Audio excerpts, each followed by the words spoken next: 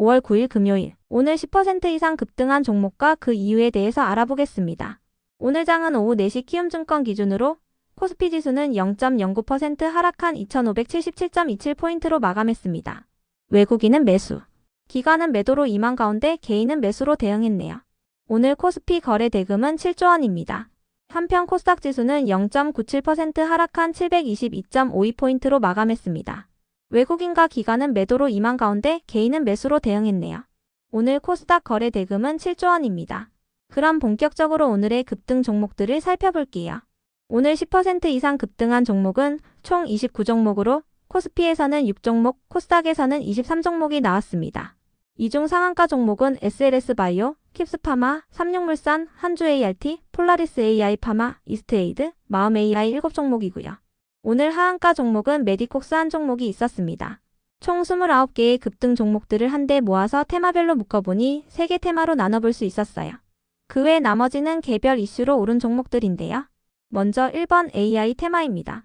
한국인공지능협회가 언론을 통해 이재명 후보와 인공지능 정책에 대한 협약을 체결했다고 밝혔습니다. 협회는 이재명 후보가 제시했던 AI 100조 원 투자 공약의 조속한 실행을 촉구했으며 이번 협약이 구체적인 시스템 구축과 예산 집행으로 이어져야 한다고 강조했는데요. 이 같은 소식 속 AI 관련주들이 상승세를 보였습니다. 이 중에서도 폴라리스 오피스는 언론을 통해 엔비디아의 파트너 프로그래밍 커넥트에 공식적으로 선정됐다고 밝혔는데요. 이번 파트너십을 통해 폴라리스 오피스는 자사의 AI 모델인 에스크닥포 파마에 엔비디아의 첨단 기술을 지원받게 될 예정이라고 밝혔어요. 에스크닥포 파마는 제약 바이오 분야에 특화된 AI 모델로 폴라리스 AI 파마와 공동으로 개발 중인데요. 이 같은 소식에 폴라리스 AI 파마가 상한가로 마감하는 등 폴라리스 그룹주들이 강세를 보였습니다. 그 밖에도 파로스아이 바이오가 엔비디아 키워드가 들어간 특징주가 붙어주며 강세를 보였으니 참고해주세요. 다음은 이번 비만 치료제 테마입니다. 노보노디스크가 시장의 예상치를 상회하는 1분기 실적을 발표하면서 일부 비만 치료제 관련주들이 상승세를 이어가고 있습니다. 노보노디스크는 덴마크 제약사이자 비만 치료제인 위고비를 개발한 기업인데요. 노보노디스크의 1분기 순이익은 한화로 약 4조 원을 기록했으며 이는 시장 예상치였던 3조 7,700억 원을 웃도는 수치였어요. 매출액은 10조 6천억 원을 기록했는데요. 이 중에서 위고비의 매출액은 2조 3,600억 원으로 시장 예상치보다는 낮은 매출을 기록했습니다. 이번 달부터 위고비의 복제약 판매 금지가 시행된다면 위고비의 판매량도 회복될 것으로 기대되고 있는데요. 이 같은 소식 속 비만 치료제 관련주 일부가 상승세를 보였어요. 다만 오늘 비만 치료제 관련주들의 등락률은 엇갈리는 모습이 나왔으니 참고해주세요. 이 중에서도 킵스파마는 국내에서 유일한 영장류 비만 경구제 임상기업으로 평가되면서 강세를 보였습니다. 스터닝 밸류 리서치는 전임상에서 두각을 나타내고 있는 기업들 중에 유일하게 영장류 임상에 들어간 업체가 킵스파마라고 밝혔는데요. 이 같은 분석에 킵스파마가 상한가로 마감했습니다. 한편 블루엠텍은 무상증자 권리락 효과로 인해 강세를 이어가고 있는데요. 블루엠텍은 의약품 플랫폼인 블루팜 코리아를 통해 위고비를 유통하고 있으니 참고해주세요. 다음은 3번 디지털 자산 테마입니다. 이재명 후보가 어제 경제 채널 유튜버들과의 라이브 토크쇼를 가진 가운데 원화 기반의 스테이블 코인 시장을 만들어야 한다고 언급했습니다. 이재명 후보는 미국은 국채와 달러 기반의 스테이블 코인을 추진하는 반면에 우리나라는 적대시한다고 언급했는데요. 빠르게 시장에 진출해야 소외되지 않고 국부 유출도 막을 수 있다고 언급했어요. 이와 관련하여 민주당은 오늘 가상자산 시장의 제도화 토론에 나섰으며 토큰증권과 원화 스테이블 코인 그리고 가상자산 현물 ETF 등에 대해 의견을 나누었다고 전해졌는데요. 이 같은 소식 속 디지털 자산의 제도화 기대감을 입으며 관련주들이 강세를 보였습니다. 그 외 나머지는 개별 이슈로 오른 종목들인데요.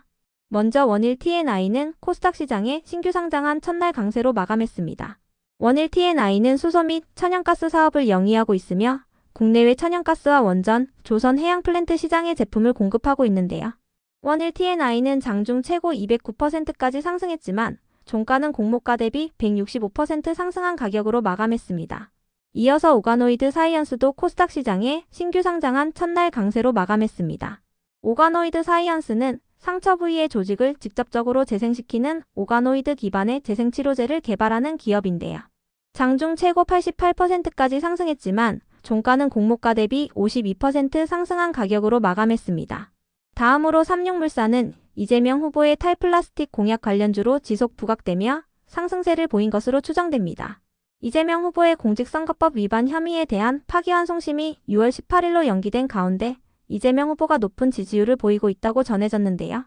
삼육물산은 음료 포장 용기를 생산하는 기업으로 친환경 산소차단 코팅 필름을 개발하고 미국 FDA의 인증을 획득했다고 알려져 있습니다. 다음으로 한주ART와 LK 삼양, 이노진의 급등 이유는 파악되지 않았는데요. 이 중에서도 한주ART는 최근 업종 변경 공시가 올라온 바 있습니다. 그 밖에도 최근 국내 주요 방산 기업들이 호실적을 발표한 가운데 LK3양이 방산 관련주로 부각되며 상승했다는 분석이 있었으니 참고해주세요. 다음으로 평화홀딩스와 넥스트아이가 상승했습니다. 각각 김문수 관련주, 이준석 관련주로 묶이는 종목인데요. 조기 대선일이 한 달도 남지 않은 상황 속에서 정치인 관련주 일부가 상승세를 이어가고 있습니다. 특히 김문수 후보의 경우 한덕수 예비 후보와의 강제 단일화를 거부하고 있는데요. 이 같은 소식 속 김문수 관련주 중에서도 평화홀딩스가 강세를 이어가 주었네요.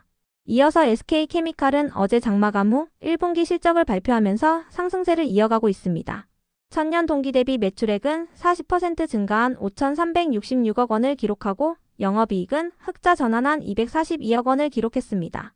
다음으로 넷마블도 어제 장마감 후 1분기 실적을 발표하며 강세를 보였습니다.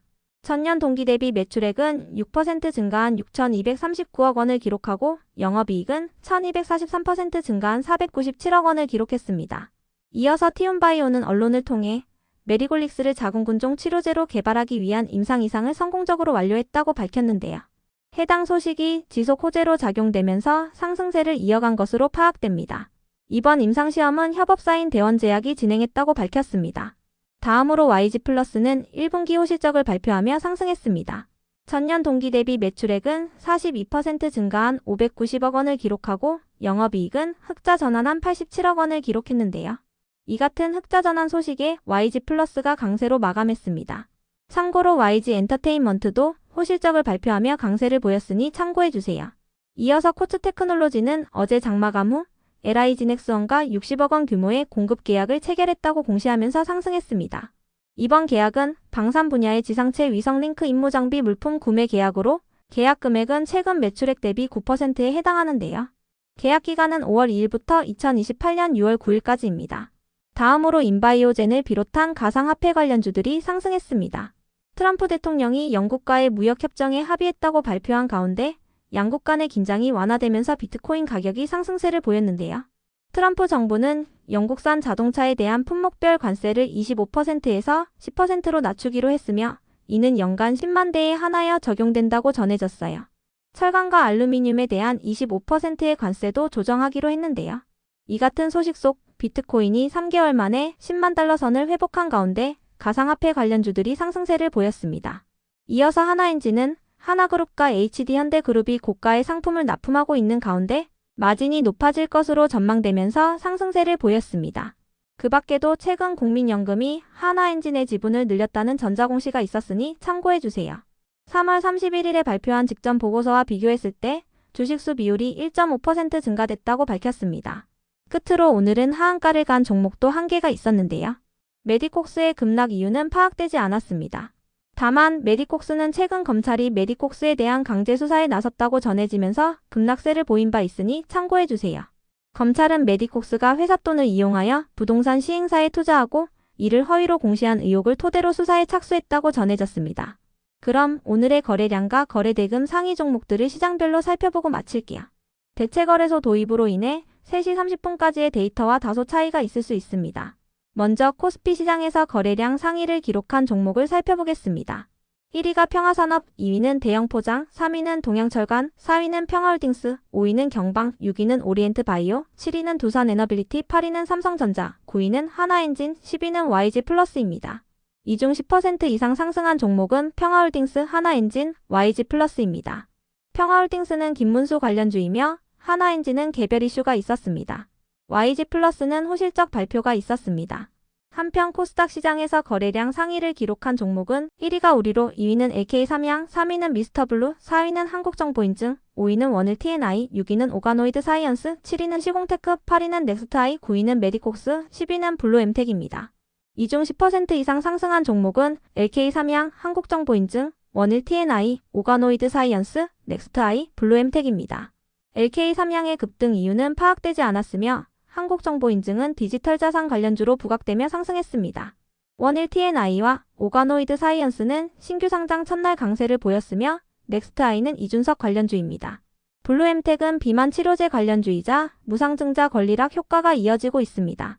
다음으로 코스피 시장에서 거래 대금 상위를 기록한 종목을 살펴보겠습니다.